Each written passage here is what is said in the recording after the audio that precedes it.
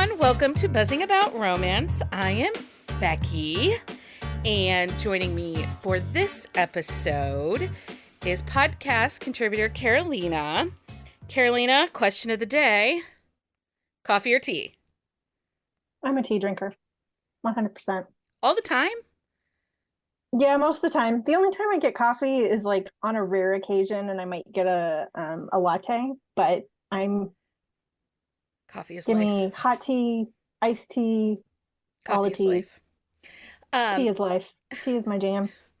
And also podcast contributor Rachel. Hi, Rachel. Hey, Becky. Coffee or tea? Definitely coffee. Coffee. All day, every day. Yes, all day, every day. I think I'm the black sheep of the contributors when it comes to this. Like, I am the tea drinker. So yeah, I'm trying to think. Jenny is a big coffee drinker. mm-hmm. We all know Lindsay's love affair with the bean. That girl's like on the epic search of the great cup of coffee.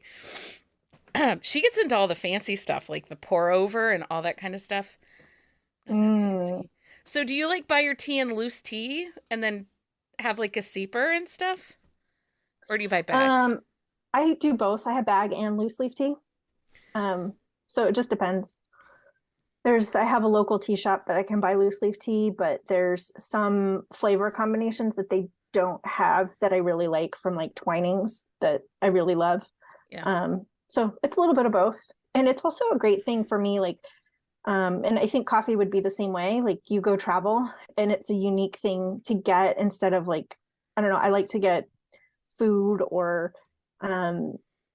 something interesting to use when I travel, like as my souvenir versus the t-shirt. No, I get that. I'm a coffee snob. Rachel knows I'm a coffee snob. I only drink coffee from the one place where we live.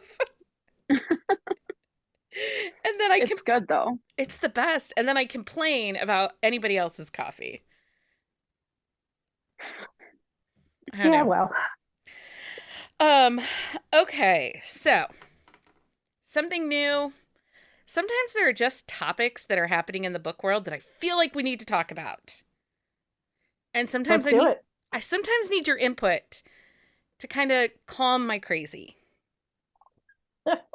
Is there calming your crazy? I don't know. It's optional. It's optional to calm the crazy. So currently over on Book Talk, which is where I get 90% of my ick complaints, they're having the current conversation about who should get ARCs and what you should get to do with ARCs once you get them. And for those that don't know, ARC it actually stands for two different things. There are two different ways to interpret it. There is advanced reader copy, and then there is an advanced review copy. And I think it depends on what side of the business you're on, how you see them. So for the purpose of this conversation, we are talking about advanced reader copies. These are copies that are gifted to people to help blow up the title for release. And it is a marketing strategy. Do you think that, because there are some art teams out there that are some prestigious romance art teams where authors say, if you can't review my book 4 stars or better, you cannot be on my art team. You don't get one of my ARCs. And technically FTC rules are they can gift you a review copy, but they can't dictate how you review it. It can affect how you would get a next copy from that author. But as far as federal guidelines, they can't tell you what to do with that specific review copy. So, ladies, I ask you, do you think it's fair of authors to dictate how you review a book? I think it's fair. If they tell you beforehand their expectations and you're on an ARC team for the specific author where you go through an application process and you apply and the terms of the agreement, I think it's totally fair. If an author just sends you an ARC out of the blue and you didn't ask for it and you didn't sign up for it, then I think that's like a different conversation. I don't think that, like, because you didn't agree to it at that point. For their ARC teams, I think an author can do really, I mean, whatever they want with their ARC team. Will I be on an ARC team where you have to give a book 5 stars? No. But I don't have a problem with an author doing it. I think it depends. Well, one, they have to be upfront about it. And two, it also depends on the guidelines and protocol.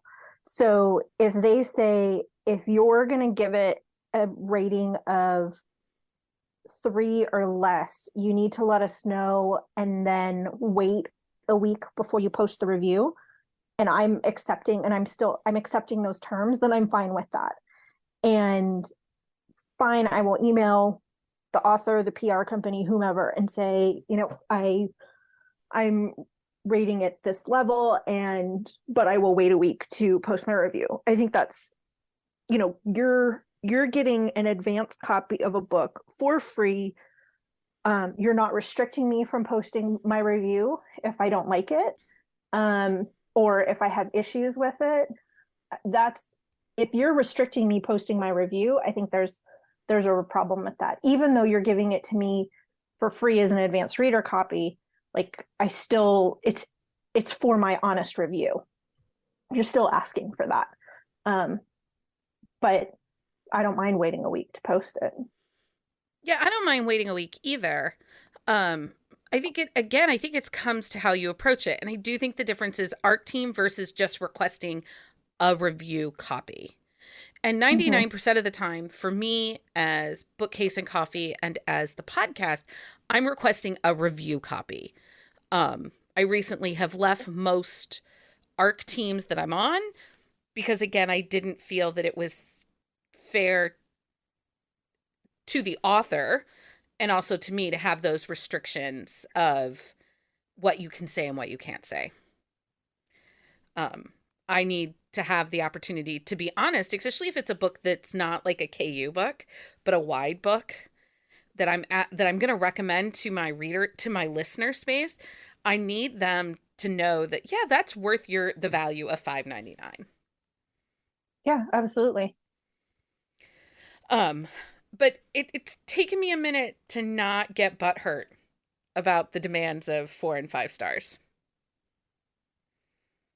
So it's taken me a minute to look at it as a marketing thing versus they don't if you're on an ARC team, they just want you to hype them up. They aren't really looking for true review feedback. In my opinion. Well, I think we're also, I think we're blending a lot of different terms right now in the respect of when you sign up for an ARC team, there's elements of, do you just want the review copy? Or are you willing to do the review copy in addition to do the promotion? And many times, not every time, but many times, authors or PR companies ask if you just want the book or if you're also willing to help promote. So I think that's 2 totally different things. I do think that it's kind of this gray area with the whole new influencer movement in like Book Talk. And Bookstagram seems to have leveled itself out because I think it's a little more established. But over in Book Talk, there are people that are hyping books up, acting like they are reviewers, but they're not. They are just part of a hype team. Because you cannot love everything you read. Well, and I think that's part of just readers and followers becoming more aware of what, like, more education and awareness. Like, what type of hype are they giving this book? Is it because it's some of the same teaser lines that the author is sharing and that's easy to reshare? Or is it like a more in-depth review that you're actually getting their opinion and why they love it so much? Yeah. Or is it, the key quotes or tropes or something? Not that that's bad. I mean, even if you read it, maybe you're doing multiple posts on the book. So, you might share your review in one and that share your tropes in another. Like, if I really love a book, I'm going to post about it multiple times. I recently had a situation where members of an author's art team full out spoiled a book. Like all the best parts of the book were spoiled to the extent that I didn't need to read the book. I had the whole of the book based simply on like 3 TikTok videos. And it was sad for me. It made me sad but we'll get into spoilers and reviews another day. But it made me a little sad about art teams. Like, I don't mind them. Obviously, I've been members to them. Just maybe a little more guidance. Yeah, and I honestly, in that situation, Becky, I think that was more of her influencer team than her ARC team, which is a whole other thing that we've talked about, like the newer influencer movement and like TikTok and that kind of stuff in general. And in this instance, that author has 2 separate teams, right? Her longstanding ARC team, and then, the PR copies and the influencer copies. And yeah. Yeah. And we can talk about spoilers another time. We'll talk about spoilers another time. Disappointing. So we are also adding another new segment. I'm throwing so many new things all at one time. What is going on? But we're kicking off March. So this is the first episode of March of 2023. So it's a great time to kind of shake things up a little bit. So we're starting a new segment. We each week are going to go over a romance book term. Some of you might be familiar with these terms. Others of you might not be. So we're going to tell you the term and then how we define it. And hopefully that will help clear up any confusion if you're like, what the heck is Becky talking about? What do these words mean? And if you hear a word in an episode that you're not sure what it means, seriously, message us, send us a DM, send us an email, any of us. And then we can also add it into our list, because sometimes when you're so immersed into one thing, you think everybody knows what you know, but that's not true. Some people are newer to this. Some people are just coming back to the book world. Some people, have been here the whole time, but been afraid to ask what that means. Right? So this word, romance term of the week for this week is traditional published. So what do we mean when we say a book is trad pub or traditional published? Rachel, what do you think it means? So for me, it means it is published by like a larger publisher, maybe Berkeley or St. Martin's Press, maybe even Montlake. I know a lot of indie authors also publish in Montlake, and then those are actually traditionally published books.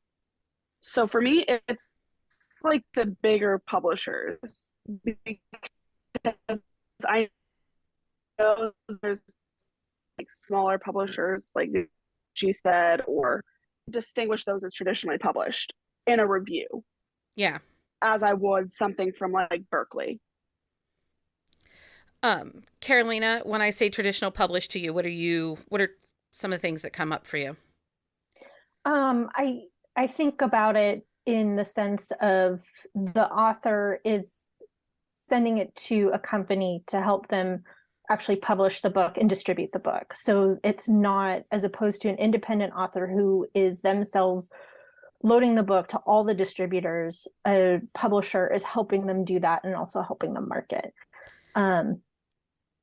So one of the things to know about traditional publish is the author sells the rights of that book to the publisher.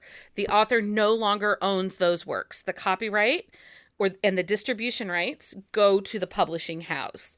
And that can get tricky. And if you listen to our episode with Stephanie, the agent that I talked to, we kind of went over some of those things. Like there are different kinds of rights that the publisher would own, like distribution or full out for the book.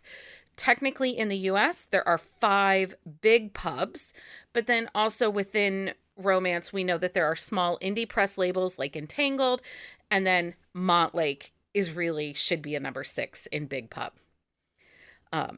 Anyway, so that is the term of the week. Okay, so let's get to the meat of this episode, which is why we're all here, for the book recs, right? On this episode of Buzzing About Romance, we are talking sports romance with a twist, because I could not make this easy on us. I had to make it a little difficult. All of us on this episode are huge sports romance fans, but instead of doing a sport or a team, I gave the contributors the assignment of what I'm calling after sports. These are going to be books that are slightly adjacent to sport romance, but not necessarily players. But I do think a lot of mine have players in them. So the tropes that we're covering in this episode are the retired player, the injured player, the sports agent, the owner or staff. This could include coach, medical staff, physical therapists, GMs. And then the last trope we'll cover is coach's child, because that's been a really big trendy trope, especially in some of the new adult sports romances. So, okay, how difficult were these tropes to find? Some were easier than others for me. Agreed. Agreed. I felt like on owner, staff, coach, we could have split that up a little bit more. That one was like cup runneth over. Agent was pretty easy. Coach's child, I've easily found wrecks on those. It was the retired, injured that I had some challenges with. Not challenges, it just took a little bit more investigation to make sure of what my list was. I didn't naturally have a lot of those. And there's that one I found there was a lot of crossover. That not all, but most of my retired were because of injuries. Okay. What about you, Rachel? How difficult was this for you? I thought it wasn't too difficult, but I read a lot of sports romance. That's probably most of what I read. But I thought it was injured player was the most difficult for me to find wrecks. I struggled with coach's child. Oh yeah, you don't read a lot of new adult, so that I bet that was difficult. I don't. So I really struggled under coach's child. But okay, so let's get into this. The first trope we're going to talk about is retired players. What are some of the characteristics we expect to see in this kind of troped sports romance? Obviously, the player is going to be hurt. Anymore. They're not playing anymore under retired. Yeah, and they're retired. Done. They're done. They're not Well, I have one I'm trying to come back to me. Retired, we're finished. So I'm going to use this. This is not on my list of recommendations, and if it's on somebody else's for one of the other subcategories, I'm sorry. But recently I read Made for Me, right? Is that the newest one, or Made for You by Natasha Madison? What's the newest one? Made for You. Made for You. Maybe. He is 2 years out of his sport. He walked away. He didn't hand retirement papers in. But in that book, he is no longer an active player. But that's not retired. So you think there's a difference? He wasn't ruling it out. Yes. Retired to me means you're done playing. You're never going back. No matter what, you are done. That's what retired player means to me. Okay. Carolina, anything? Your eligibility for the Hall of Fame has started. Damn, she's getting serious. I love it. Rachel is always in for the rules. Retired means done. So if we had a Tom Brady romance novel. Well, no. He retired for 24 hours. Gronk. It's Gronk from 2 years ago. He wasn't retired yet. Right. I'm just saying, that wouldn't be a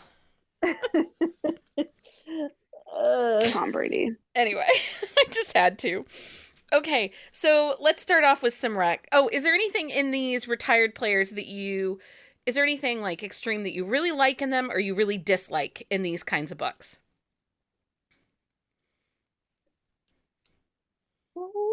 in the retired I ones. like when there's like glimpses into their like past life as like as a like player. Okay. Well, I like because anything otherwise it's like, does it even matter that you're retired if that doesn't come up? right. And I think with anything in this, if you're billing it as a sports romance, you've got to give me a little sports, even if it's glimpses back or meeting up with old teammates or something. I've got to see a little bit of that. Otherwise, then it's not a sports romance. Or you've got to be, struggling with the end of your career. Like there's still some of those conversations. Okay. Um, okay, so let's kick off book rec. Sorry, I had to look up an author. I got sidetracked. I wrote a book down I want to talk about in retired players, and I forgot to write down the author that wrote it. Okay, Rachel, kick us off. Who do you got? Give us a book rec. Beauty and the Baller by Ilsa Madden Mills. Damn it, It's that's my one in too. KU. I love that book. He's a retired football player and is now a high school coach. It's in Kindle Unlimited. It's excellent. Definitely recommend it. I do believe we did a quick shot of romance. Carolina, you did that with Leah, right? Yeah, we did. That was a Okay. lot of fun. I'm going to add on to that because that was on my list too.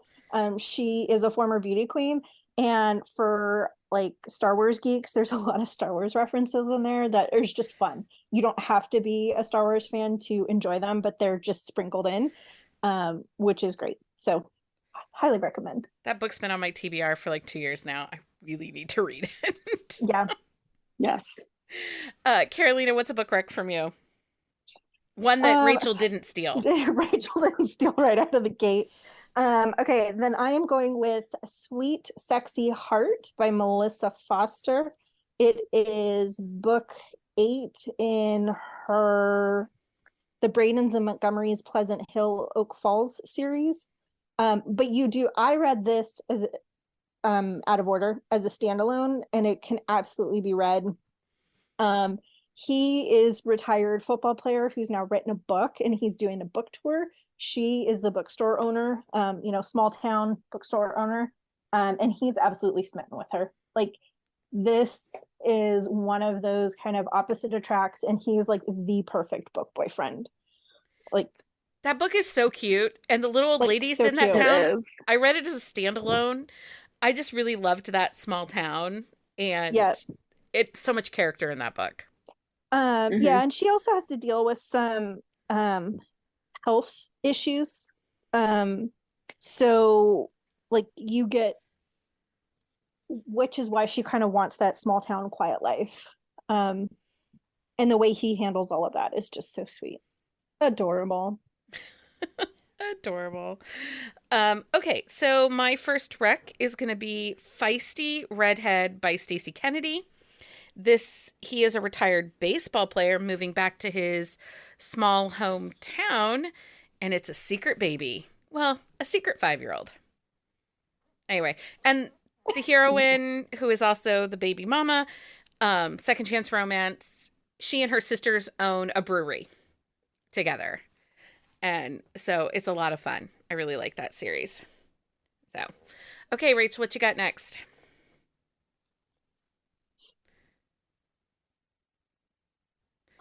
Fix Her Up. He's a retired baseball player, and he's trying to be a sports broadcaster. And it's like best friend's sister. Who is that by again? It's a really fun book. Tessa Bailey. Tessa Bailey. What was the title? It was Fix Her Up by Tessa Bailey. Fix Her Up. Gotcha. Okay, what do you got, Carolina? My next one is Make It Sweet by Kristen Callahan. He is, well, this is where this is kind of blends. Injured, which is kind of forced retirement, hockey player, and she is an actress.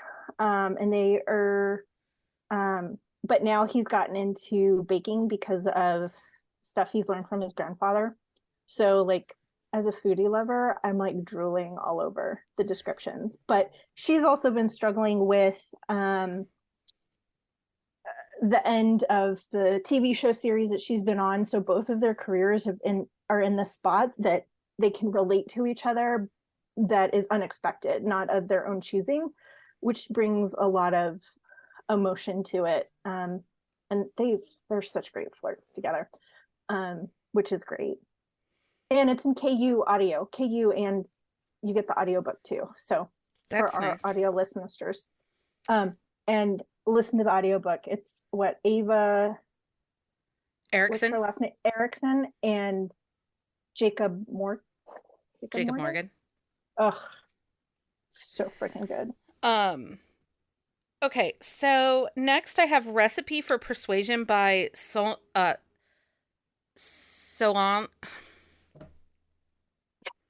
I even practiced it before we came on, you guys.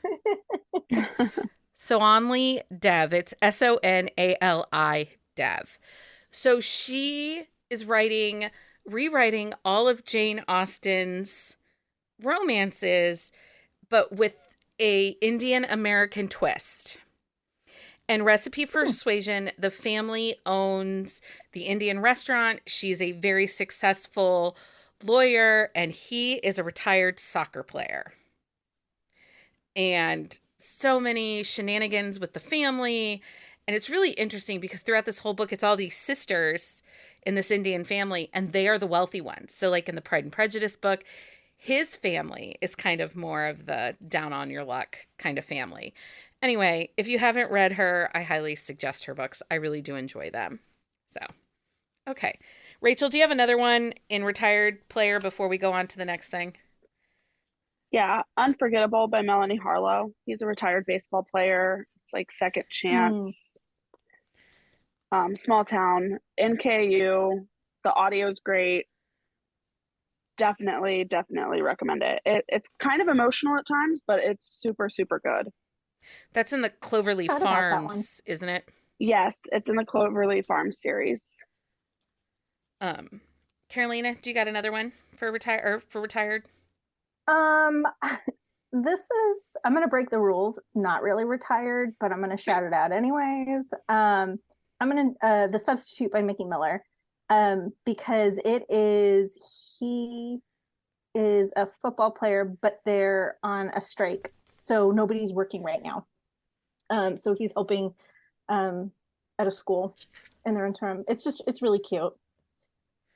I'm going to recommend Unpredictable by Jenna Hartley. He is a retired player. It's an age gap. It's in KU. He falls in love with his daughter's wedding planner, his grown child's wedding planner. It's sexy. It's great. Silver Fox. Highly recommend that book. Okay. On to Injured Players. So, characteristics of injured player romance. What do we expect? This category was interesting for me because I have like at least one of them that was truly injured and they're rehabbing. Like that's the story of their rehab and during that time and coming back into the sport. I had a harder time finding ones that are more like that, truly injured in rehab and working their way back. There are a couple racks where they're injured and like throughout the process they've just said that okay, now I'm officially retired, but they're still working through all of that. So some of the wrecks dabble into injured retired. Yeah. Rachel, do you have any characteristics you expect to see in a retired player romance? For the injured players, I just expect them to still be playing their sport. They're just currently hurt and not able to play. Yeah. Are the wrecks I have. Is there anything in this category that you like or dislike strongly one way or the other? I like this trope, but I feel like for me, all of the ones I've read are like the same, where it's the injured player and then their doctor or their trainer. That's like every injured book I've read, I think. I think it's harder to be, and this is maybe why there's not as many, or I didn't find as many of them, is because it's really hard to make the story different from that basic, like, you're injured and you're now having a relationship with your doctor, trainer, physical therapist. I also And so you have to, like, it, for good ones, it really has to be about character development. I also think that sometimes these don't do as well because we don't get the team dynamic that we Mm-hmm. have in our expectation of Mm-hmm. sports romance. It's just much Yeah, more I the think couple. that makes sense. I agree with that. Okay, Carolina, start me off with who you got first on your injured list. I am starting with Benching Brady by Samantha Christie. He is a pitcher and his arm gets like shattered, injured from it's getting the ball hits his arm. So in addition to it's him and his physical therapist that end up having a relationship, couple really interesting things. It's deeply emotional. He has like backstory and history um before, like at the beginning of his career, that makes it, I would say, check trigger warnings before, content and trigger warnings before you read this one. And she also has gone through some stuff, that, so they just handled things differently. I also would say that the first, which is interesting and I liked, is the first half of the book is written from his perspective and the second half of the book is from her perspective. So you get dual point of view, but it's not the back and forth. It is like almost like act one and act two. Interesting. Okay, Rachel, what you got? A Favor for a Favor by Helena Hunting. He's an injured hockey player out for a few weeks, and she is his teammate's sister and offers to help him. It's a little bit of enemies to lovers, slow burn. It's in Kindle Unlimited. The audio is excellent too, and I think you can buy that for like $1.99. But it's really good. I love the All In series, and this was one of my favorites.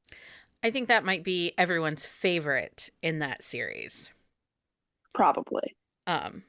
It really was dynamic characters.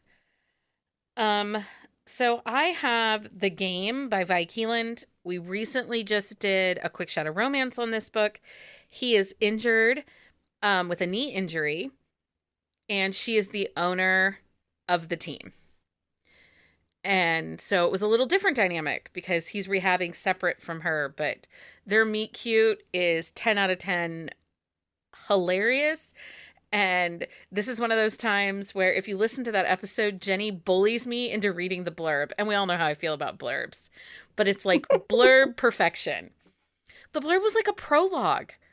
Like it gave nothing away of the story. It's so good. Anyway, highly recommend The Game by Vi Keeland. Caroline, you got another rec for us on injured players? Yes, Always Enough by Kelly Elliott. He is a crap, I'm blanking. Bull Rider. Bull Rider, thank you. I was like, Bull Rider or Roper? Bull Rider. He actually gets injured in a car accident and deals. It's actually really, this story is actually really emotional. I don't know why I keep picking the emotional ones. But he also goes through some addiction. And ultimately it's him coming to grips with the fact that his career has ended. And now he is working at his family's ranch and making a name for himself there. Yeah. Rachel, what you got? So my second one is He's a Player by Stacey Travis. He's an injured soccer player and she is one of the team like trainers or doctors. It's a second chance romance. It's a lot of fun. It's in Kindle Unlimited and it's the second in a series, but it can definitely be read as a standalone. He's super broody and grumpy and that's like my favorite. My last rec is going to be Moonlighter by Serena Bowen. This is a spin-off of her Brooklyn Bruiser series. He is injured and he is moonlighting for his father's security firm, and he is tasked with guarding the heroine who is a family friend but also owns this billion-dollar tech business. And it's really dynamic. It's a really great book. I actually like this. Is the series is called, I think, The Company. And there's only 2 books in this series, but I actually like it better than her newer Brooklyn Bruiser stuff. So, okay. Next up, Sports Agents. Oh, wait, I'm sorry. Was there any other injured books you really think we should recommend before we move on to Sports Agents? I have one more, but again, it goes with like injured, retired. Is Leave Me Breathless by Carrie Elks. Like, you really just need to read that whole series because the Winterville series is freaking adorable. She has one like that, though, in her Hartson Brothers book, too, in the Hartson series. Just read Carrie Elks. Just read Carrie Elks. He is injured snowboarding, and now he's starting to help his family build their resort and doing the ski elements of everything. So it's super cute. Like, I was swooning the whole time I read it. I love that series. Rachel, have you read that series yet? I haven't. I have not read Carrie Elks yet, but she's on my list. You should really fix that because this series is really good. Rachel, do you have any other injured players you feel like we need to talk about? The Play by J.H. Croy. She publishes Wide, and this book is actually perma-free. It's a injured soccer player and his doctor. It's British, and it's just super fun. I really liked it. It was one of the first books I read from J.H. Croy, and it's lower angst, quick reads, and it was really enjoyable. She does write lower angst, and I think she writes quick, easy reads. They're very much palate cleansers that lend themselves to those in-between books. Okay, we are on to Sports Agents. What you got, Rachel, in Sports Agents? Oh, wait. First, characteristics. Obviously, one of the characters has to be a sports agent. And the other has to be an athlete. No, they don't necessarily have to be an agent. That's true. I have one that it's an agent. Ooh. I do too. Wonder if it's the same book, Rachel. Probably. I don't know. Maybe not. Maybe not. Okay, Rachel, kick us off with your first rec. Okay, well, my first rec is an agent romance. So we'll see. Block Shot by Kennedy Ryan. No, I have a different one. Oh, awesome. So Block Shot is 2 agents, and they met in college, and now they're kind of competing firms. It's in Kindle Unlimited. It is not as heavy as book 1 in the Hoop series, and the audio is fantastic. And I was able to listen to the audio in Hoopla. All of her audios are fantastic. They're so good. You just have to listen to Kennedy Ryan's audios, period. Agreed. I loved Real, and I did the Kingmaker Queen's Move. Those were also phenomenal. So, Carolina, what is your first agent rec? Only One Regret by Natasha Madison. It is hockey player, agent. They've known each other for a long time. It's a friends to lovers. It's actually probably one of my favorite friends to lovers, and friends to lovers is usually not my jam. I loved it.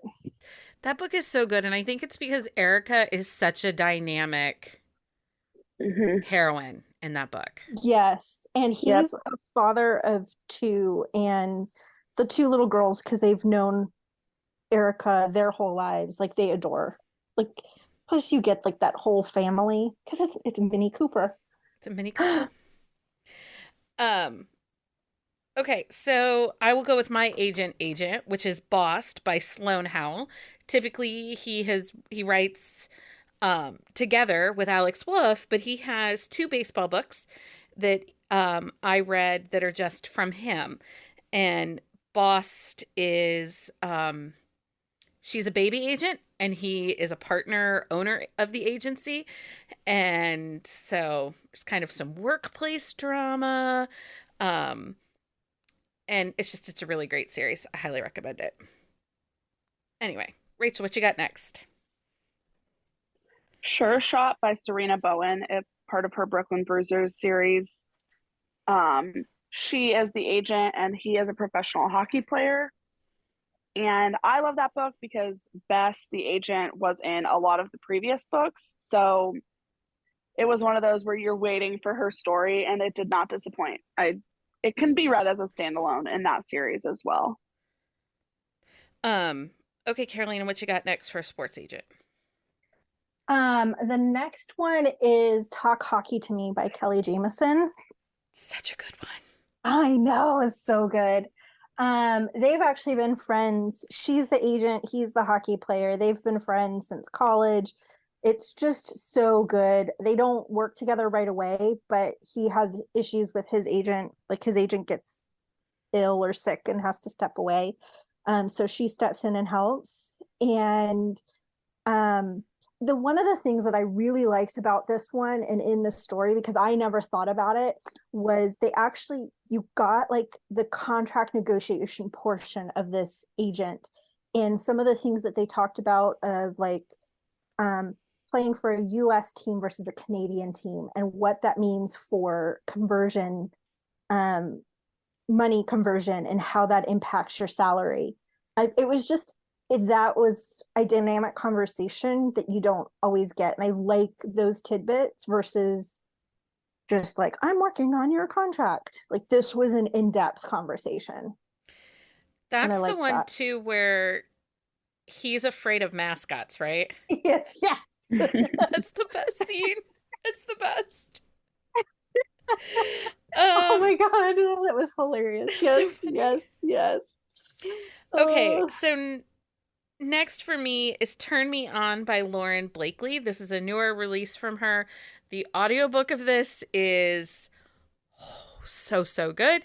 This is an agent and a baseball player. Hold on, I have to look to see who did the audio because It it was so was good. so good. Um, I and sometimes I don't always love mail from Lauren Blakely, but this book was exceptional. It was Teddy Hamilton and Jacob Morgan. So that's good. why. And so good. I cannot recommend it enough. There was steam and spice. Their relationship made sense. They were both really dynamic male characters coming together. I don't like, there wasn't a weak piece to any of this story. I really I did like this. completely agree. This was on my list too. Um, okay, any other agent books we need to mention? Yeah, I have one more. Okay. Hard to Hold by Kay Bromberg. It is book 2 in the Play Hard series, and the book and every book in that series is all, it's a family series because it's sisters who have this agency together that their father runs. So she's an agent. He is a British soccer player, football player, and he's in the US trying to lay low and help his image.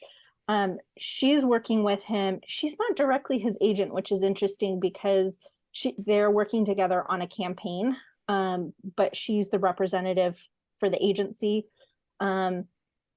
It is great because they are both dealing with some different things. He's trying to repair his image. She has been dealing with image issues like being a female agent in a very like male dominated field. So they really kind of see the best of each other and help support each other. The audio book is also amazing because hello, Shane East. Carolina has a thing for Shane East. I do have a thing for Who Shane doesn't? East. Who doesn't have a thing for Shane East? It's true. It's true. Rachel, what else did you have? One I wanted to bring up is Changing the Game by J.C. Burton. That was on my list It's too. it's an older book, but I love that series so much. She is the agent, and then I think he's a hockey player. No, baseball player. Baseball. And This series messes me up because it's so many different sports. It's multi-sports, and it's so great because the first book is his brother. And I hated this heroine in that book. Yeah. I skipped this book actually because I was so mad at her. Yeah. She's the And villain. then I went back and read it. Yeah, the heroine is the villain in book 1, and she is the villain. She is the villain. She is redeemed though completely in her book. Yeah. Like if you read this book and then read book 1, you would be like so confused. Yeah, I agree completely. I do want to mention one other series before I move on to staff, and that is Dare Nation series by Carly Phillips. Yes. Oh yeah. It's the whole family owns a agency, and then there's some professional players within the family. But if you like that dynamic of family series that are kind of trickled in with sports, Carly Phillips' Dare Nation series is very well done. Okay, so on to owner and staff. Obviously, we expect them to work for the team or own the team, right? Yes. Is there anything in this kind of realm of sports romance that you like or that you dislike?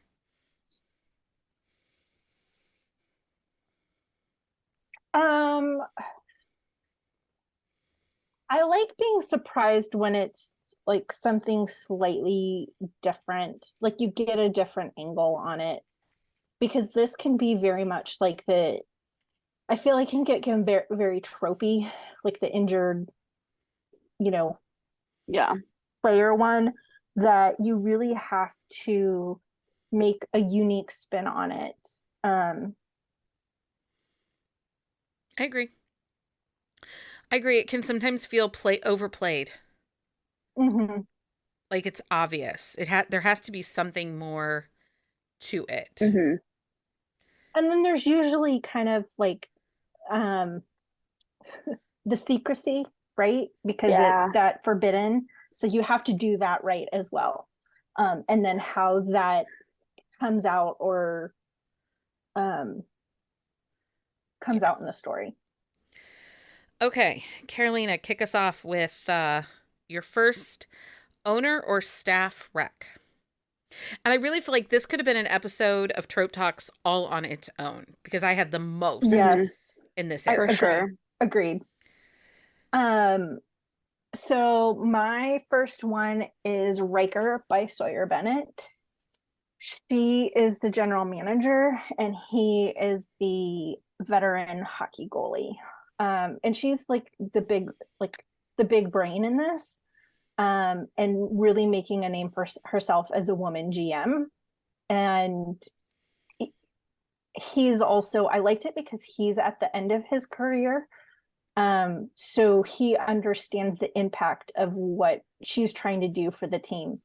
He's also a single dad to two cute, adorable little girls. So there's that too. I do think Sawyer does this. Like she likes to put women in the position of power over the players because, and I'll just say it now, Drake Brienne is the owner. So, and I think she does an exceptional job. I think she does an exceptional job of giving this power dynamic where the woman is in charge of her career and kind of in charge of her life. Like both the heroines in those books are not floundering or messes. They don't need the men to come save them. No. And I think in the case of Riker, she's just so in charge of her career and her life in general. But her love life because she's been so focused on that, like her life, she's pushed her love life aside. And it's also an interesting dynamic because in this case, she has always been the smartest one in the room, which is intimidating to men. So it's changed her dynamics, and Riker's not intimidated by that. So it's really, really great to see that play out. And I forgot that Riker was also a single dad. Yeah. Mhm. Okay. Yeah. Sawyer has a type. Rachel, owner staff, what you got? Senbin by Tegan Hunter.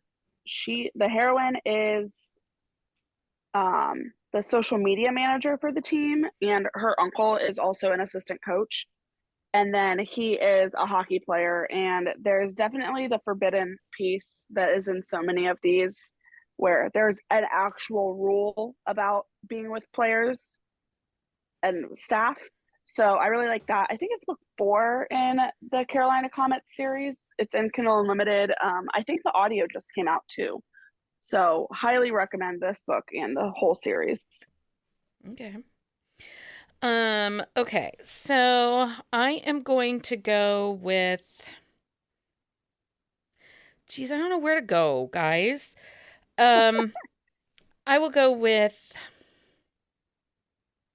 we'll do Play to Win by Kelly Jamieson. Theo is a book boyfriend. He's the GM, but his family owns a hockey team. Like he's going to work for the team his grandfather owns, but his dad and uncle own another team, and there's all this family dynamic.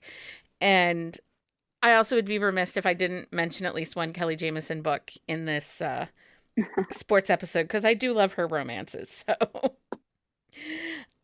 Carolina, what do you got next? I'm next. I have Now's the Time by Harlow James. She is actually she works for a PR agency, and the LA football team hired the PR agency to help them. And he is the quarterback that just got traded. And so they're trying to not repair his image, but the team's image, and make things right. And they actually meet before she starts working with the team. And she has a hard and fast rule of no players, like not working with any or having a relationship with any players, but their chemistry is like fire on the page from the get-go. And this series is a series of like a friends group, and she's like the ball buster of the group. So it was really interesting and fun to see her story. And it was unexpectedly emotional in like all the best ways. Sometimes you don't expect that from the ball buster of the group.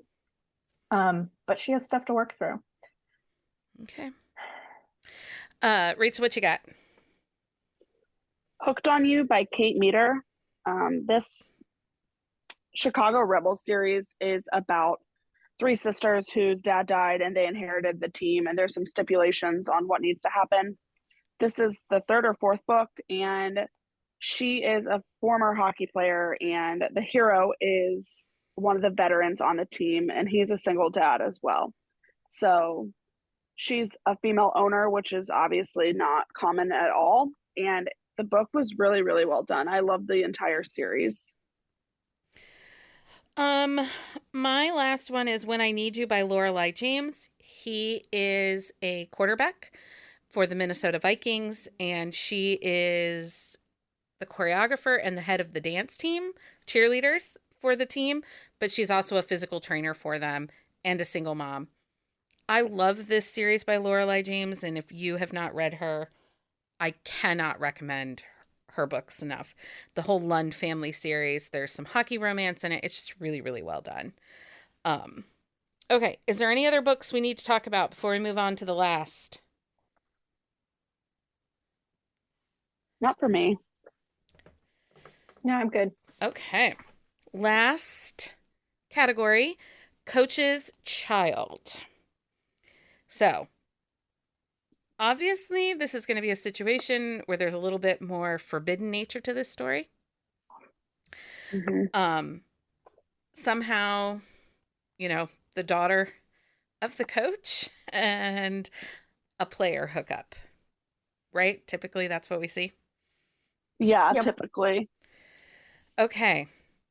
Rachel, kick us off with your first rec. So my first rec will be Secret Keeper by Stacy Lynn.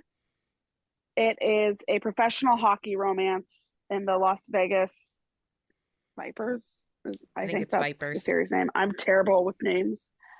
But this one was interesting because it is a coach's daughter situation, but the coach and the daughter are estranged and they don't have a great relationship.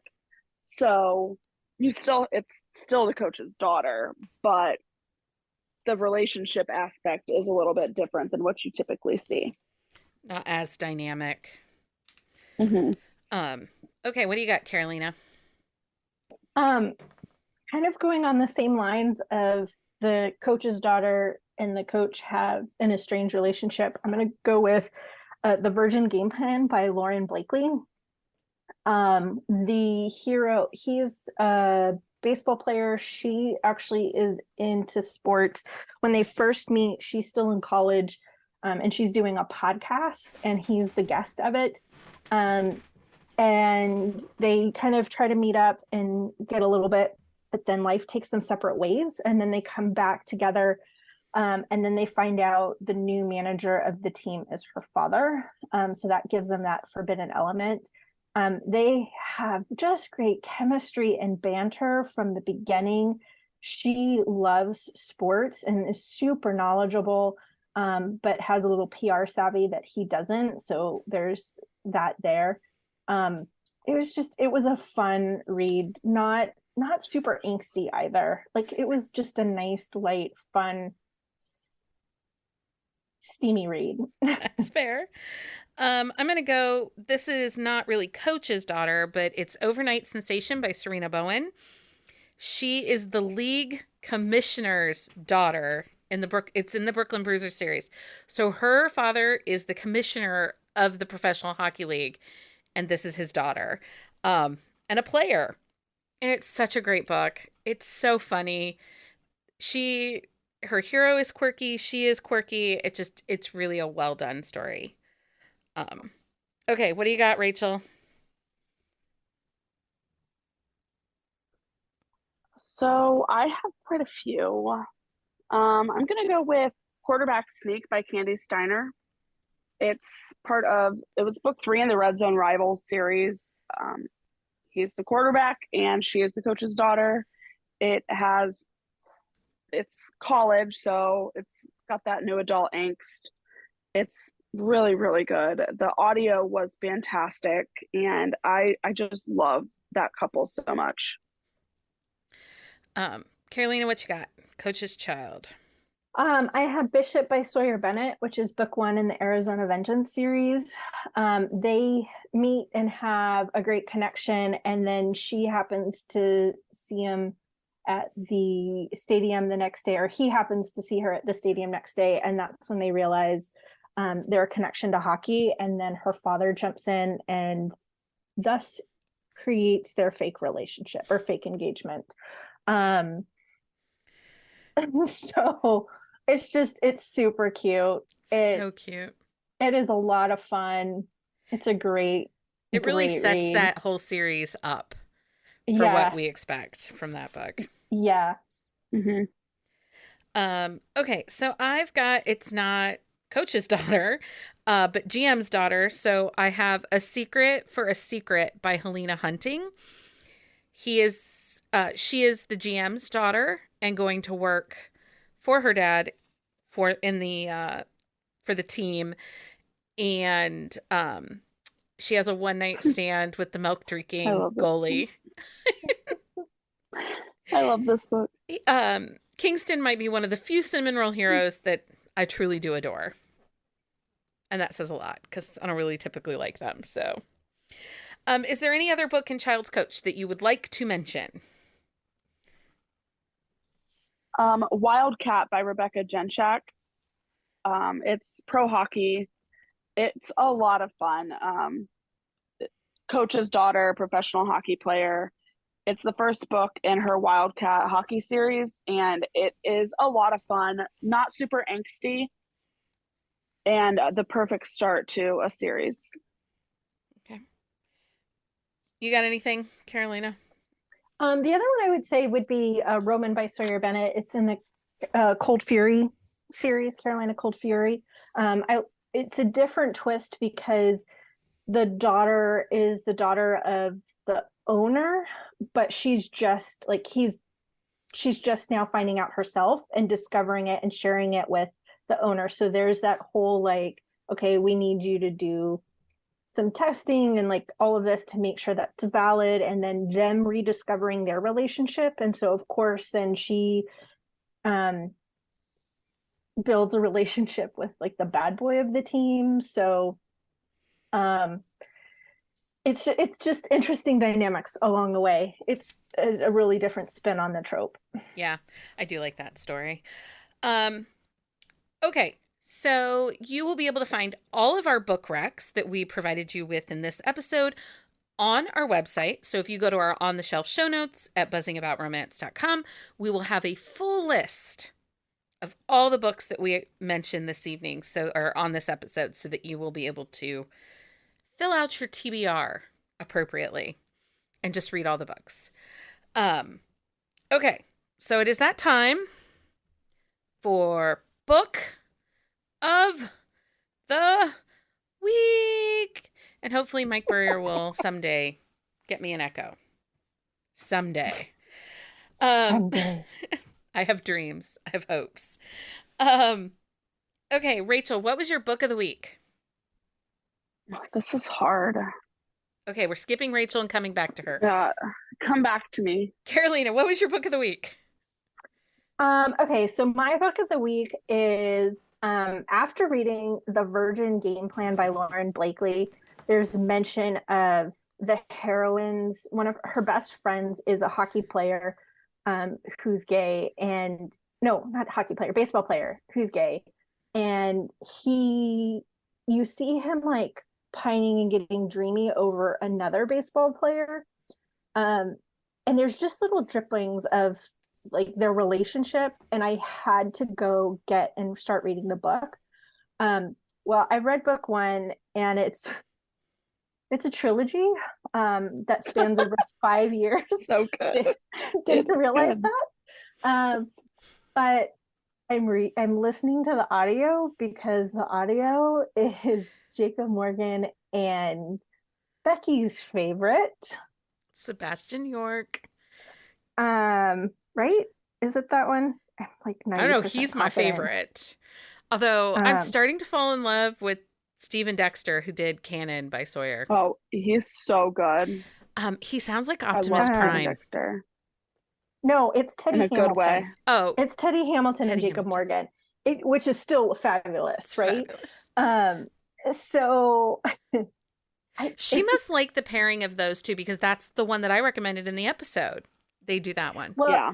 And I like it because, and I'm actually finding that for kind of male, I actually need the audio, and I like it because their voices are different, and so you can really feel the difference on which character you're in.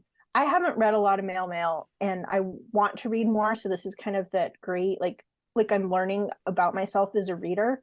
There are times when I'm like actually reading the chapters where I was like, wait a second, who's talking again? Because it's like I was getting just mixed up a little bit, and it was easier over audio to remember whose point of view I am currently in. Yeah, I kind of agree with you on that. It does help make for a better dynamic reading, and keeping people straight, because you associate, especially those two, their voices are very different.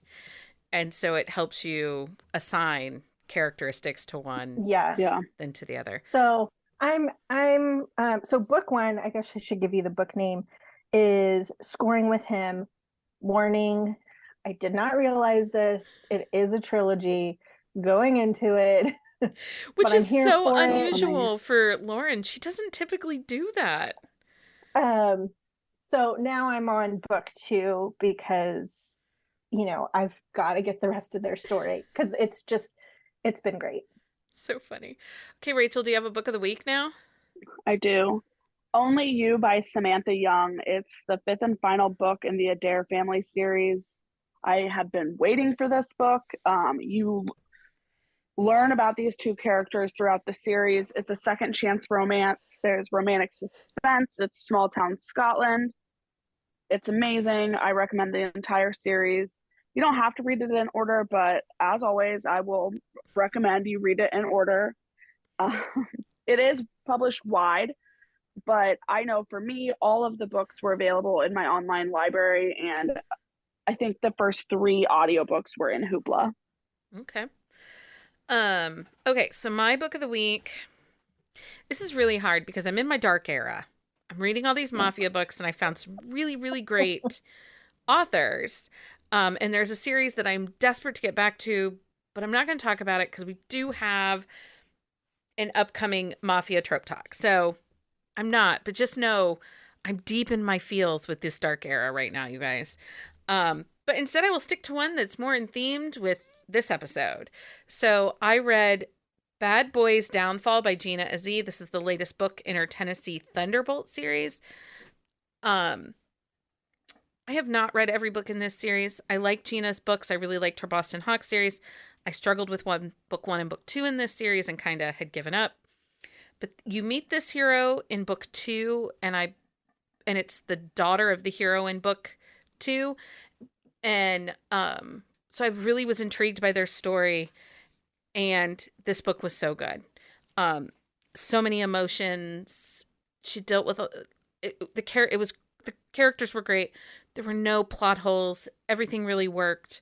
It is a little lighter on the sports. We don't get a ton of sports, but the character and the relationship dynamic was just really well done. And it was a little emotional for me.